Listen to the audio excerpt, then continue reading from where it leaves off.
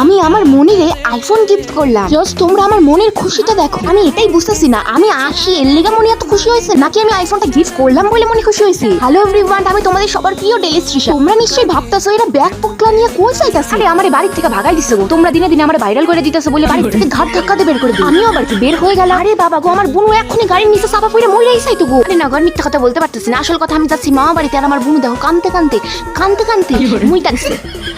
তোমাদের মনে আছে তো, আমি গেছিলাম কয়েক মাস আগে মামা বাড়িতে মামার বিয়ের উপলক্ষে। আজকে আবারও আমি যাইতেছি আমার মামা বাড়িতে। হাই রে, আমার কপালে কি দুঃখ গো, টোটোতে জায়গা ছিল না বলে আমি সামনে টোটোওয়ালার সাথে বসছিলাম।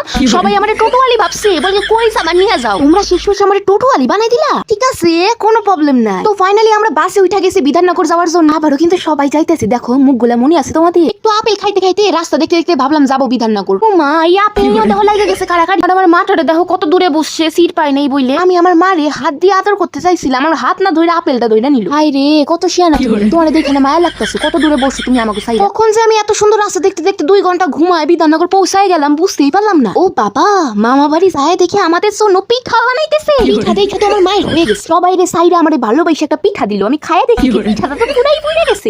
ফাইনালি তোমাদের সবার সাথে দেখা হইলো। সবাই মুড়ি খাইতে খাইতে বিয়ের ফটো দেখতেছিলাম।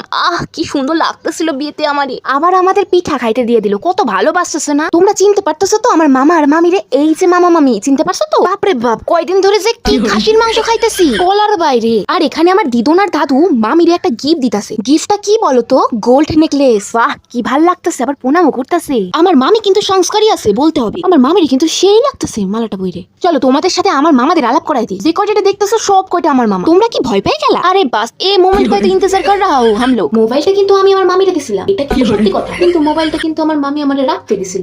তোমরা কি ভাবছো আইফোন আমি আমার মনে রেখে না দিমু? আমি নিজেই এখন আইফোন কিনতে পারলাম না, এখন আমি ভিখারি। তোমরা কি আমারে বড় লোক ভাবতেছো? বলো তো, ভাইবো না এখনো বড় লোক হই নাই তো আমি।